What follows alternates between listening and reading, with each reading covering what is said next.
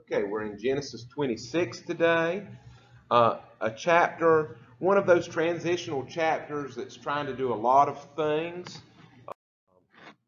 And it starts out with a story of Isaac and Abimelek. We spent a lot of time last week talking about Isaac and Abimelek and how this was a triplet. There are two stories with Abraham. The first one in Genesis 12, after God calls Abraham, there's a famine in the land. He goes to Egypt.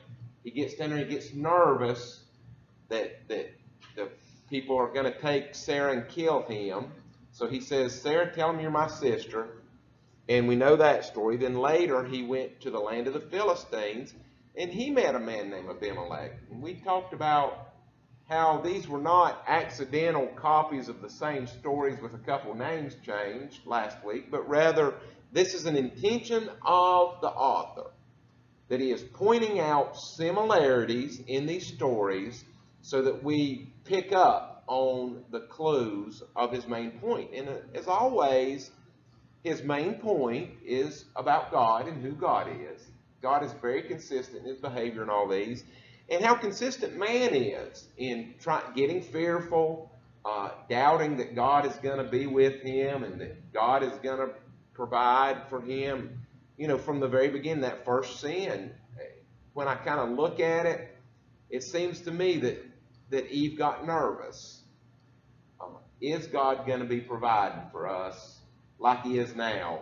Is there going to come a season? Is the fruit going to be here during the winter time? And I'm projecting a little bit there. It doesn't go into that. But it seems that this idea of us getting fearful, and there's nobody that doesn't get fearful, that we get fearful and forget who God is. And so that points out those similarities. So it starts out in verse 1. There was a famine in the land. That's like the other two stories with Abraham. Beside the first famine that was in the days of Abraham. So the author again is making sure we know this isn't the same story. This not the same famine. This is another one. And Isaac, the long-awaited, promised descendant, went to Abimelek, the king of the Philistines, in Gerar, which is on the coast. It's a Philistine stronghold. We pointed out last week that Ab is father, I is my father, and Melech is the word for king. So very likely, I would say very likely, this is a title rather than the man's name. The title is, my father was king, so I'm from a family, a dynasty, and I am now the king, a dynastic king. I didn't kill the king and take his job. My daddy was king. So a couple of, just right quick, a couple of the similarities. Famine. Plan to go to Egypt. We see that in the next verse or two. They stay in Gerar. That's like the Genesis 20 story where Abraham went to Gerar and met Abimelek. I would say an Abimelek, possibly the same one, but possibly his daddy, out of fear calling his wife sister. That happened in both those other stories, in chapter 12 and in chapter 20. The fear being very consistent in all those. His wife was beautiful, was in Genesis 12. Abimelek was concerned about adultery. That's similar in chapter 20 and here again in chapter 26. And we talked a lot when we went through chapter 20 about the author wanting to point out that it isn't just the Hebrews that are moral people. That sometimes the Hebrews do bad things, and in that case, Abimelek, who was a Gentile, a non-Jew, corrected Abraham and pointed out, that's not right. You're doing wrong, and you're going to bring a curse on all of us through it. And that was, of course, Abimelek's rebuke in chapter 20, verses 9 and 10. As we go on to verse 2, then the Lord appeared to Isaac and said, do not go down to Egypt. Live in the land of which I shall tell you. Okay, very important. That land has been very important throughout Genesis. when it's talking about the land, I think, in my opinion, so red flag it is my opinion. Smarter men than me have thought this, and I'm copying them. But in my opinion, when it talks about the land, it is talking about where the Garden of Eden was, where they settled in the Promised Land later after slavery in Egypt, and it's where the nation of Israel is today. All those things. That is the land. And that is a unique place. That is a physical place where the Hebrews walk with God. It is considered, we might say, in the presence of God, or getting on our knees and going into the presence. They used to say, approach the throne of grace through prayer. All those terms have a similar, to me, feeling to the land. That is a physical place for them and a spiritual place for us where we go in communion with God. And I think it's very significant. And so God is saying, don't go to Egypt. That represents going out of God, presence of God, and stay here. Now, in the background of that, we've said many times, in ancient times, there was an idea, as people thought about gods, spiritual beings, that gods were not universal gods. And it's a little bit of a hard concept for us, because we've grown up with this idea that God is everywhere in the universe. God created everything. He sees everything in the universe. They didn't have that concept. They believed that gods were local. So if we thought that way, then we would worship the God over Burke County. And McDowell County might have a different God that they worship. That's just the way people thought. So you see in the way this is structured, though this is a new idea for the people that God is a universal God. We believe that now because that's what the Bible teaches. They didn't have a Bible back then, and they tended to believe like the other people. And so this is carrying, I think, some of the weight of that idea about the cosmos and the way God's Word said, stay here. Yahweh's here, stay here in fellowship with Him. Though I may be reading a little bit into that, so be careful with that. So Isaac is in Gerar, the land of the Philistines, and it just said, stay here in the land. Isn't that Gerar outside the land? It's a thought question. Well, it's answered here in this next verse 3. God goes on to tell Isaac, dwell in this land, Gerar, and I will be with you and I will bless you, for to you and your descendants I give all these lands. So when you go into the promised land in several hundred years in the future, the children of Israel go in, this Gerar will be included in the gift of land to the Israelites. So that's what it's saying there. And I will perform the oath which I swore to Abraham your father. I will give you these lands, and I'm good for it. This is a future promise of land we see here. Verse 4, I will make your descendants multiply as the stars of heaven. Does that sound familiar? That is the blessing of Abraham, and it goes back to the blessing in Genesis 1, Genesis 1:28. Spread out and fill the land. Multiply. I will give to your descendants all these lands, and in your seed all the nations of the earth shall be blessed. So very much the blessing of Abraham again. The blessing that God made in Genesis 12 to Abraham. Verse 5, because Abraham obeyed my voice, kept my charge, my commandments, my statutes, and my laws. Because he was obedient, I am passing the blessing to his descendants. Again, that's a reiteration of the original blessing to Abraham, which is very similar to the blessing that was given to Noah, if you remember in Genesis 9, which was very similar to the blessing made to all mankind in Genesis 1. So Abraham kept the law. There are numerous stories about Abraham, and so that's kind of the thing here. There's often this in the story, as the stories are told, Abraham was following specific laws. Now that begs a question. How did he know? How did he know to follow those laws? Did Abraham have a copy of the Bible? Well, I guess it's possible. We don't know. We're not told yes or no on that. But it seems very, very, very unlikely. As best we can theorize, there was no Bible until Moses began writing down the Bible. Now, there were oral stories that have been included in the Bible at that time. And so I guess you could say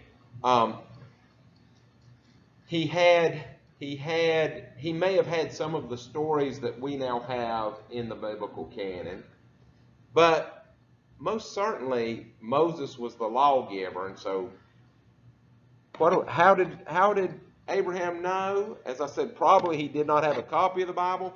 More likely, it's as we see later, several hundred years later, as it says in Jeremiah 33, that the law was written on Abraham's heart. When he interacted with God, God put his law on his heart. And the basis of that law was very similar to what we should all have. The basis in Abraham was a desire to believe and please God. Genesis 15:6. Abraham believed God and it was reckoned to him for righteousness. He had a desire. Is it more important to behave good and think whatever you want to about God, or to love God and behave badly? Which is more important?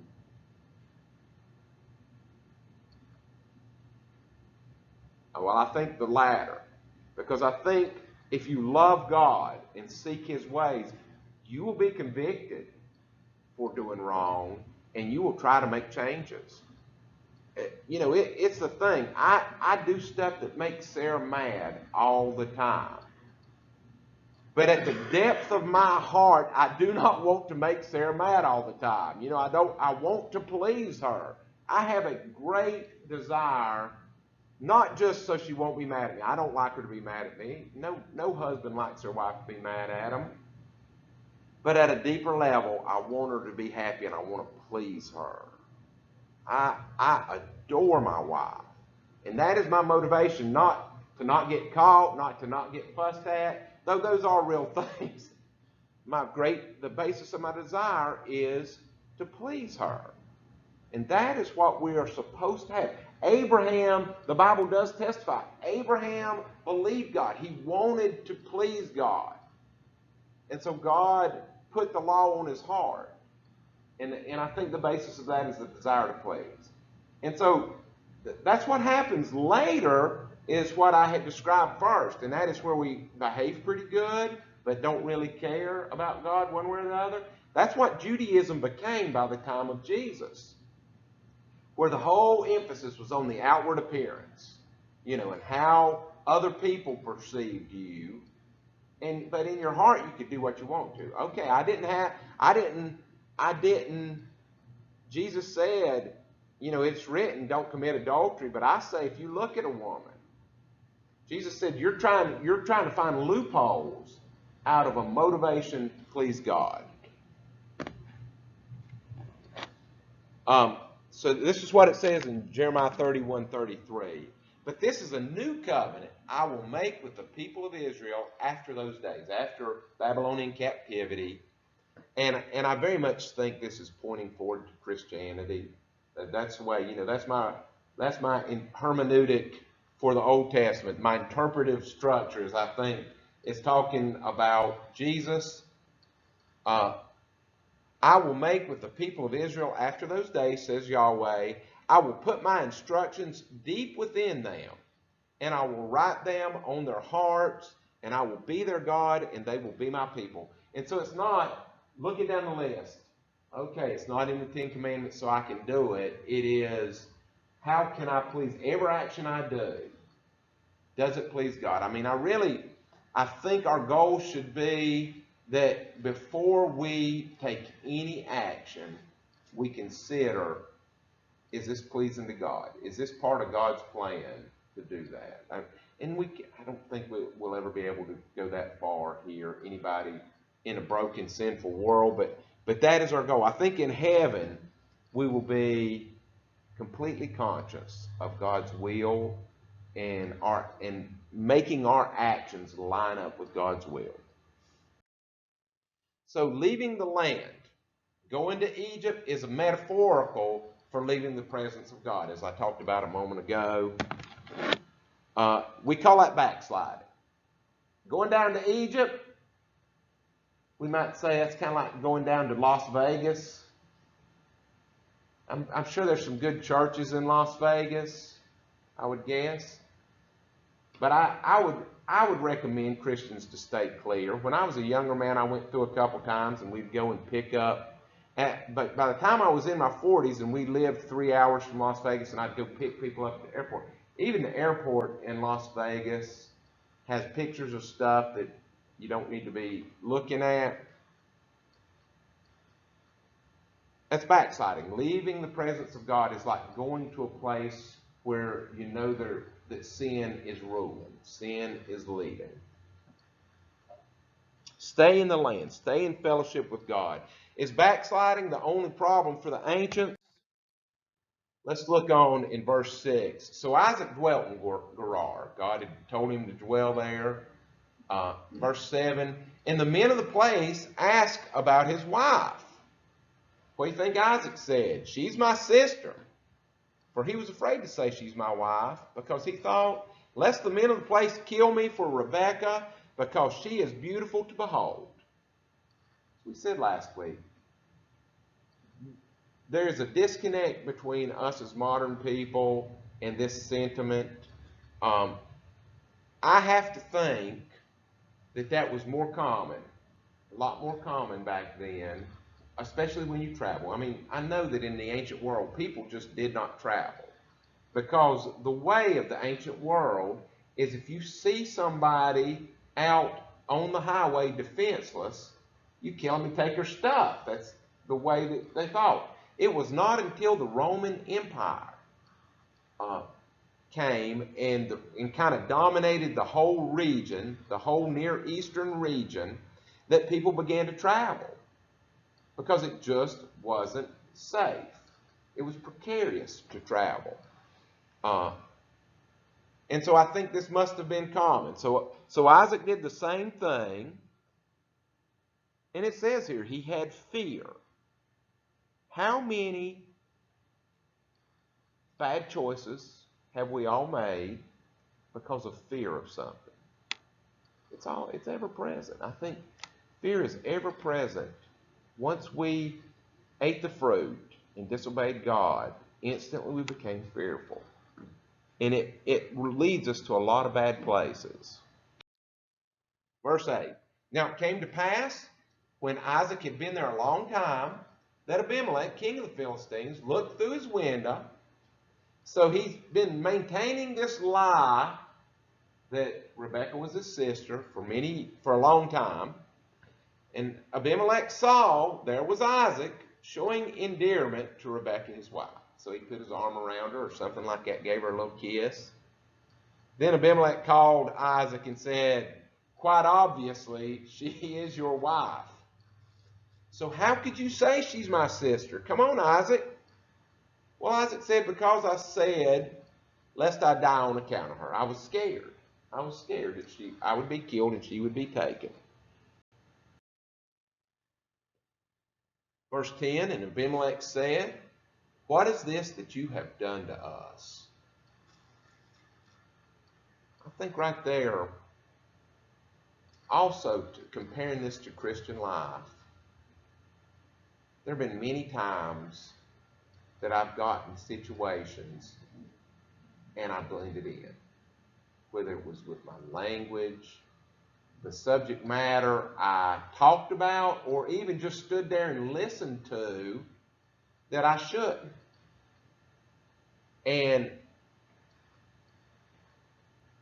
And there have been times from time to time that people have said, well, I thought you were a Christian, Rex. Why would you be there now? Boy, that is a smack in the face. We have a responsibility. I was talking in my sermon Sunday, as Christians, we have a responsibility when it comes to sinful behavior. If we sit still and are around sinful behavior, to a lost person, that is an endorsement of sinful behavior. And they are saying, to them, we are saying there is no difference between a lost person and a saved person. And I think, Christians get criticized a lot, maybe persecuted somewhat. And I think the main reason, a big reason here in America, is because we're not careful. The line blurs.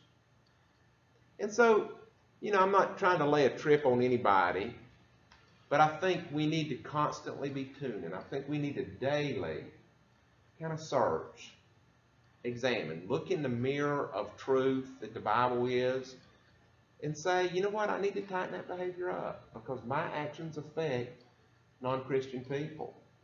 And they see it. And I love the old line because it is so true. You may be the only Jesus that some people see today. And if you ain't acting good, you make Jesus look bad. Is there any of us that want to make Jesus look bad after what he's done? No, we don't. And so so it takes a little maturity on our part. It takes a little bit of discipline and some self-honesty. What can I do to tighten my string a little bit, tie my knots tighter, and to behave in a way? We can't be perfect, but we have a duty to non-Christians to behave better. So on with Abimelek. Abimelek said, what is this that you've done to us?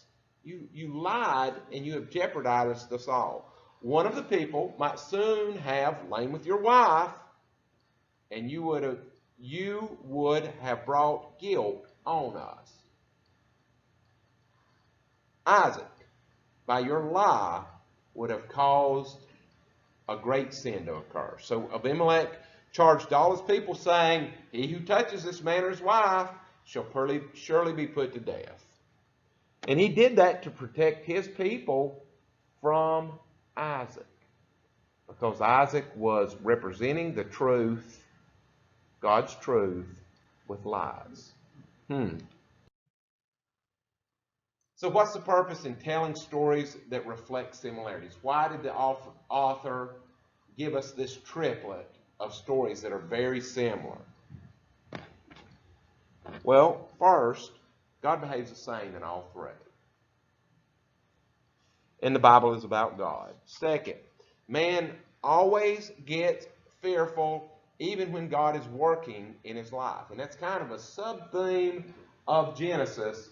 Abraham is promised, we start with Eve, and the serpent is condemned, and it says there will be enmity between her seed and your seed. And then we begin tracking the seed. We get to Abraham. Abraham begins to jeopardize that seed, that promised seed. And now Isaac is jeopardizing the promised seed. So man gets fearful. Even when they have relationship with God, they jeopardize the promise of the seed. When we get fearful and behave in unchristian ways, we jeopardize our witness. And so we do not want to be responsible for somebody on the fence thinking about accepting Christ, and we give them an excuse to get off that hook by our behavior. That's a heavy responsibility. You think about that eternity for that person. So we don't want to let fear do that. We want to be confident. When man gets fearful, he lies and manipulates. Nevertheless, and this is important, God continues his work and does not abandon humankind. He does not abandon the Christian who has behaved badly and jeopardized the seed. He doesn't abandon that lost person either. God is working a plan. That lost person, every lost person, has to the last heartbeat. That is, how many chances would that be? How could you divide that up? Thousands, millions, hundreds of chances to hear the truth and accept it. God is always faithful. In the past, in the time of Abraham, in the time of Isaac, and today, and he will be faithful to our descendants to come. We move on. This kind of transitions to a different phase of this story. Then Isaac sowed in that land. He grew crops. He reaped in the same year 100-fold. The Lord blessed him. Verse 13, the man began to prosper and continued prospering until he became very prosperous. God blessed him in physical and financial ways. Verse 14, for he had possession of flocks and possessions of herds and a great number of servants. So the Philistines began to get jealous of him. That is a similar story to the story of Lot and Abraham in chapter 13, where there began to be strife. This is a sub-theme that as the believers follow God and receive blessings, they begin to be envied by the people. If you live your life well, nowhere in the Bible does it promise that your neighbors are going to be pleased by it. And so we do have a responsibility to them, but we cannot expect lost people to be thrilled when we do good. We all lived through the 80s and 90s where big televangelists began to stumble and have trouble. And boy, did the press love it when a preacher would fall. And I think that's the kind of sentiment that it's expressing here. There is a certain envy that will come when God blesses you. And when I hear prosper in the Bible, I think God can make anybody he wants wealthy. I think there is inherent danger in wealth. Danger doesn't mean evil. It is very easy to get focused on wealth. It's hard to not get focused on wealth. I'll tell you, you know who likes money the most? The people that have the most money. If you've ever known people that have a lot of money, they really like it. People that don't have much, it's not as valuable to. Anyway, that's a digression. When I read, God at times prospers people financially in the text of the Bible. And my theory, so mark that, red flag when I say my theory is it has to do with some things we've talked about before. There was no Bible at that time to pass out so people could know God. So at that time it was necessary to do something to draw attention. God doesn't send plagues on our neighbors anymore like he did in Egypt. But it says he did that so that they may know him. So that he's firing a warning shot across the bow in Egypt. Pharaoh's not a God that created. I'm the God that created. I'll mess Pharaoh up. I'll take all his little things and mess them up. And so I think that the prospering here has to do with God wanting to draw attention to him. He's planting spiritual seeds. I think that when the Bible talks about prosperity, it's talking about spiritual prosperity. The lesson that we can take away, I think available to everybody who believes, is spiritual prosperity. And that is a spiritual life that transcends the flesh. I'm poor, but I believe Jesus, and I feel loved. I feel like I'm in the arms of Christ, and so I'm okay if I die. I'll tell you what, people that don't have a relationship with God, they're not okay with death. Do anything to avoid death. Our culture is pretty obsessed with putting death off. Even if you live in dementia and you live in pain, at least you're alive. Well, that makes a certain sense if you don't know God. And so I very much think that our lesson is always about, when it says prosperity, I don't think God promises us financial prosperity anywhere in the Bible. I don't think it would, and this is why. This is my main evidence of that. If God blesses people through finances as a normal thing, a normal way of blessing, then Jesus, who died poor with nothing, we would say he was cursed. He died as a homeless man.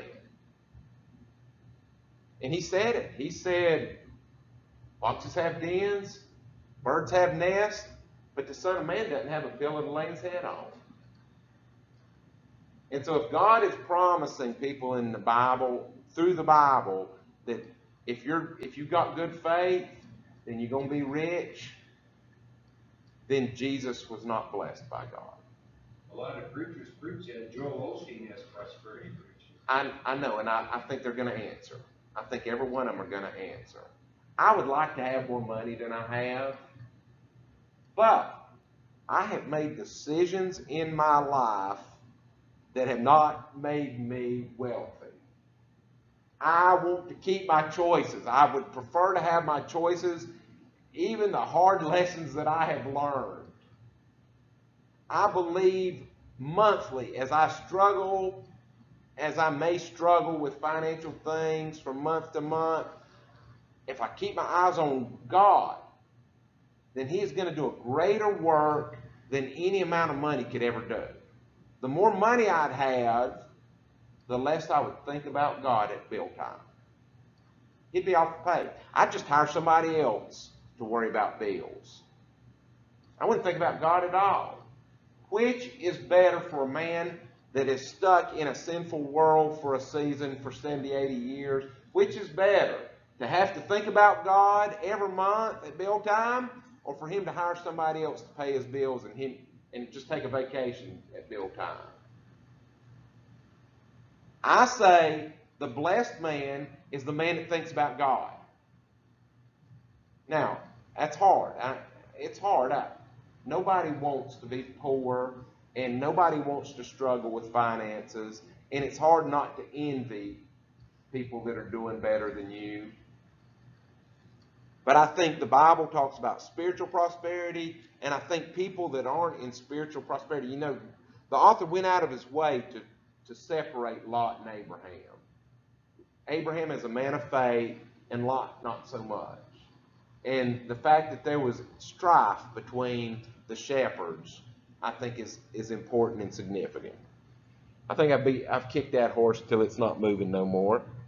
Any thoughts or questions about that? Well, Proverbs says, riches profit nothing in the day of wrath. Yes. So, it didn't make any difference how much it doesn't. That is the message. That is the consistent message of the Scripture. But a Scripture like this is often preached, and I'll tell you. Now let me give you another.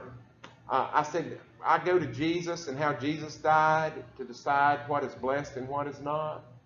I would also say to you, if you hear a preacher preaching about how God desires to bless you financially, if he is poor or homeless, then you believe what he says. Does anybody know of poor, homeless preachers that preach about God's desire to make us wealthy? No. There is a financial benefit to preaching that.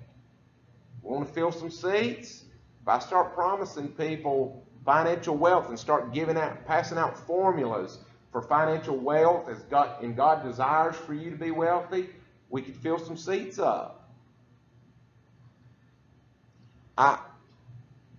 I'm facing Judgment Day sometime in the future, and I don't want that weight. I'm not going to lie to people. I do not believe that the Bible promises wealth. I'm not going to preach it. And if I'm wrong, I think I'm well intentioned, and I'll stand account for it. I think I'm going to be in better shape Judgment Day than the prosperity gospel preachers. All right, verse 15. I'm going to step down off my soapbox. Let's get back to the Bible. Genesis 26:15. Now the Philistines had stopped up all the wells which his father's servants had dug in the days of Abraham, his father. So these were old wells that Abraham had dug. And that's the key in the desert. You can raise livestock in the desert if you've got water. And they had filled them up with earth. So it's very spiteful. These Philistines were trying to drive them away. And Abimelek said to Isaac, "Go away from us. You are much mightier than we. You are prospering." Verse 17, then Isaac departed from there and pitched his tent in the valley of Gerar, I guess more inland, and dwelt there. And Isaac dug again the wells of water which they had dug in the days of Abraham his father, for the Philistines had stopped them up after the death of Abraham. He called them by the names which his father had called them. We've heard some of these names. Also Isaac's servants dug in the valley and found a well of running water there. But the herdsmen of Gerar quarreled with Isaac's herdsmen, saying, "The water is ours." So he called the name of the place Esek, because they quarreled with him. And that's contention. Esek is contention or quarrel. Again, very much like the story, parallel to the story in chapter 13 with Lot and Abraham. Verse 21, then they dug another well, and they quarreled over that one also.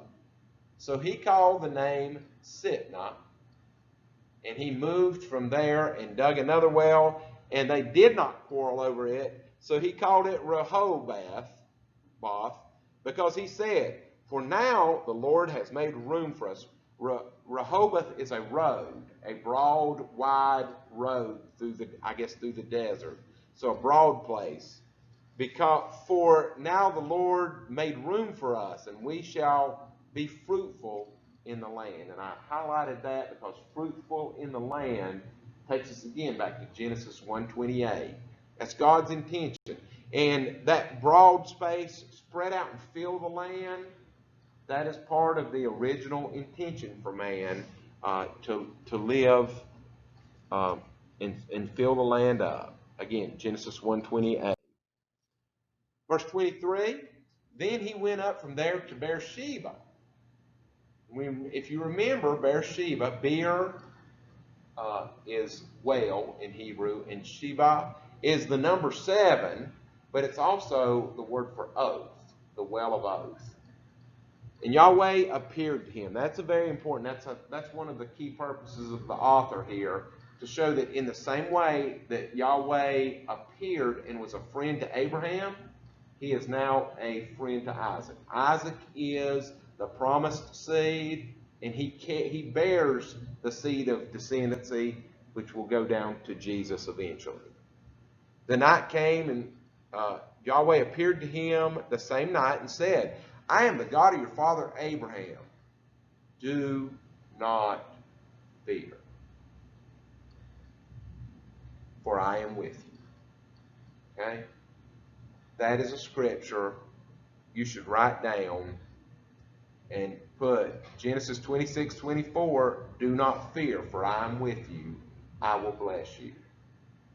Now, the problem with bless, when we hear somebody say blessing, we begin thinking what we want God to do, and that's not always the case with blessing. Sometimes God blesses us by not answering a prayer that's going to mess us up. It is a surrender. In order to realize God's presence and to get comfort from it, you have to surrender to His will. As long as you are in a battle of wills and say, "God, you will bless me in this way, this is the blessing that I demand," I don't think you're going to be happy with God.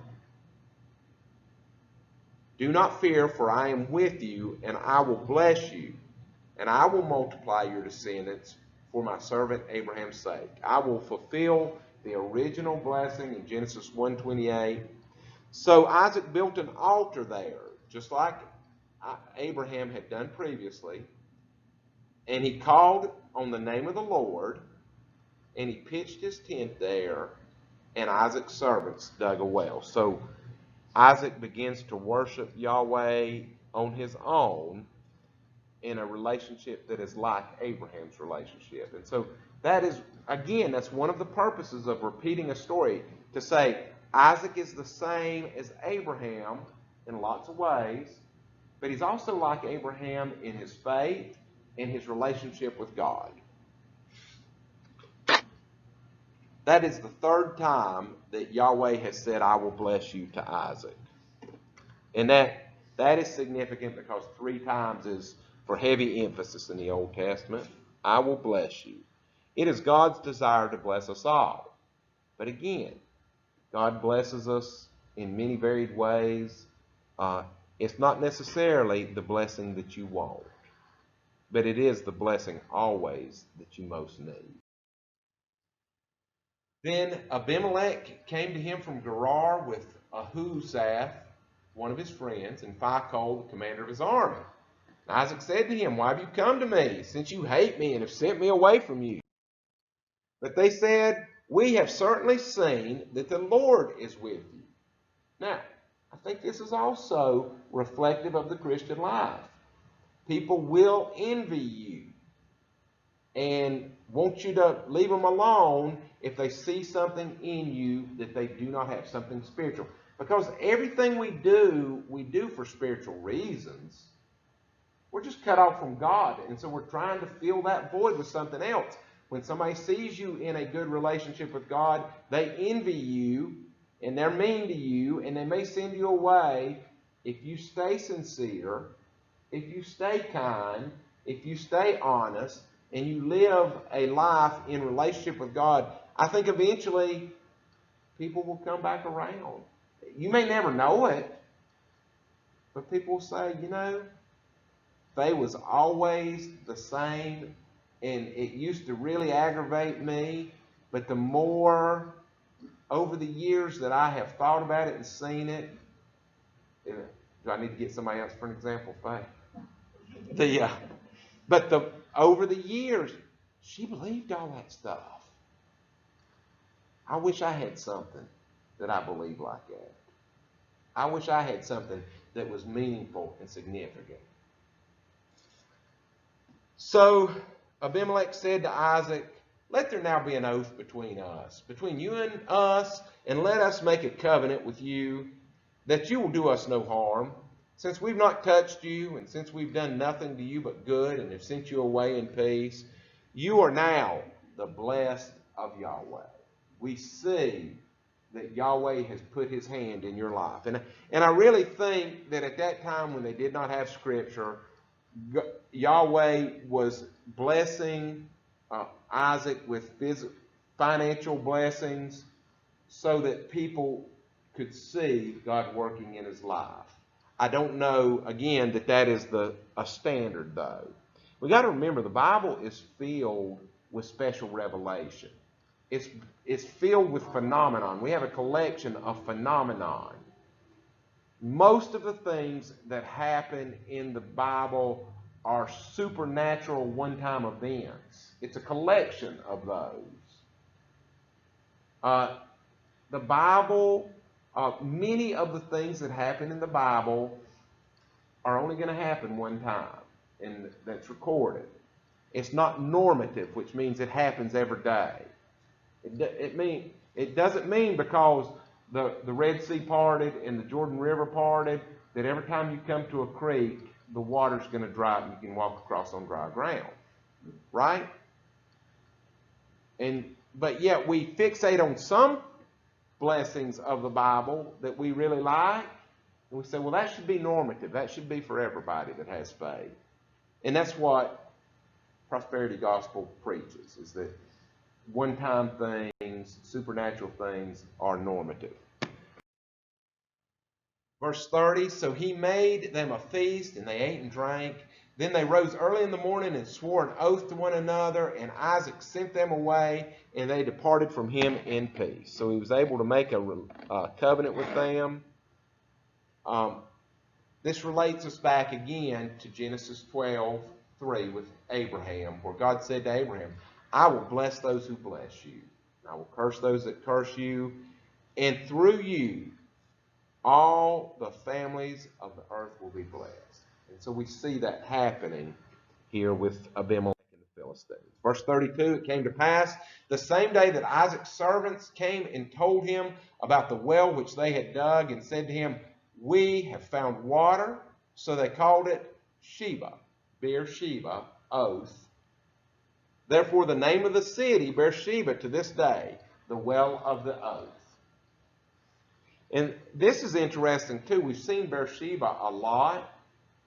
It was probably named by the time, it was definitely named by the time the story was told later, but it may not have had the name Beersheba when we first heard that name in the text. Does that make sense?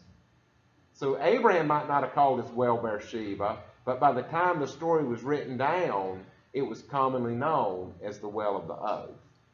I don't know, something to think about. And it's important because sometimes we don't have the events that we hear about in the Bible anymore. Nobody here was alive to tell us about them. What we have is the way that the Bible represents those events. Sometimes we can get the two mixed up. Esau does wrong. So we switch gears here. This is an important thematic thing because God picks Jacob over Esau. Why? Well, you're about to find out one bit of information why. This is important. This is an important characteristic, a characteristic of Esau that we see here. Verse 34, when Esau was 40 years old, he took wives, Judith, the daughter of Beri the Hittite, so a pagan, a non-Hebrew, and Basemath, the daughter of Elon the Hittite. So these are girls from Turkey, and they were a grief to the mind of Isaac and Rebekah. And so we don't know how much it was because they behaved badly, how much it was because it was a priority for Abraham to marry within the family, we might say the family of faith. And we don't know how much it was because they were outside the family and how much it was because of behavior. The text just really doesn't say it. But Esau was doing something that was displeasing to his parents. That's a big commandment. So what's the point? Well, Rebekah was told in the previous chapter when she was pregnant and she felt him wrestling in her womb, the older will serve the younger. Using the language we've been using so far, that means Jacob, that Esau is the older, that Jacob is the seed bearer. The line of descendancy goes through the younger. That's what this verse means. So Rebekah has knowledge. As we go into 27 and have that story in Genesis 27 of Rebekah deceiving Isaac, she knows that Jacob gets the blessing. It's God's will that Jacob gets the blessing. That's a very important interpretive key to unlocking that story in 27. Later, we have the story at the end of chapter 25. We have the story of Esau trading his birthright for a bowl of stew. That tells you something about his character, doesn't it? It's his stomach, his most immediate need. It supersedes anything that comes later. And I find that to be a characteristic as I have worked with people in broken down lifestyles. They are concerned about the next 5 minutes. Whatever problem is right in front of them, if they got some money, they spend it right now to fix things. They go from stomping one fire out to the next fire. Everything is an emergency, a crisis all the time. And that's Esau was that kind of person. He did not look at the long view. He did not say, nobody cares if I do a moral thing when they're not around. So when nobody's looking, I can do whatever I want to. That was the kind of person Esau was. But God tells us it does matter. What you do in private has eternal consequences. Not looking for everything how it makes you feel right now in the most immediate. And so now we get to this note at the end of chapter 26 that he marries outside the family of faith. Has that changed? Christianity is different in some ways from the Hebrew religion, the ancient Old Testament Hebrew religion. Has this idea that a believer should marry a believer, has that changed? It has not. Now, we don't always do it. We all are sinful and we do things. But biblically, the Bible would say it is a mistake for a Christian to marry a non-Christian. I think that's what it says. I think we still believe the same thing. Because in human nature, and this is just an observation, to step away from the Bible a minute, when you have a person of Christian faith and they marry a person of non-Christian faith, in every observation I've made, the non-Christian is more influential on the family culture than the Christian. There are cases. I grew up with a family that the woman married a non-Christian and he became a Christian and he was a deacon at East Valdez and just a very solid believer. That's the one I know of. Usually, in my observation, it makes it very hard on the Christian to practice. Esau, and so the sum total, the point of these stories is what? Esau was not fit to be the seed bearer. So God knew that it needed to be Jacob. Jacob's no prize either, by the way, as we'll see. But God knew what was best in this situation. So, here are the lessons of Genesis 26. Obey God. Be motivated at a core level to please God and obey Him. Not because you think He's going to thump you on the head, but because you want to please Him. Second, do that by obeying God's Word. And if you don't read it, if you don't know what's in there, it's hard to obey it. And so the first line is saturate your mind with Scripture. Find a way to get a regular dose. And then finally, live holy lives. Be separate. We need to be different than people that non-Christians. Any questions or comments? All right. Well, let's stop there and we'll say a prayer.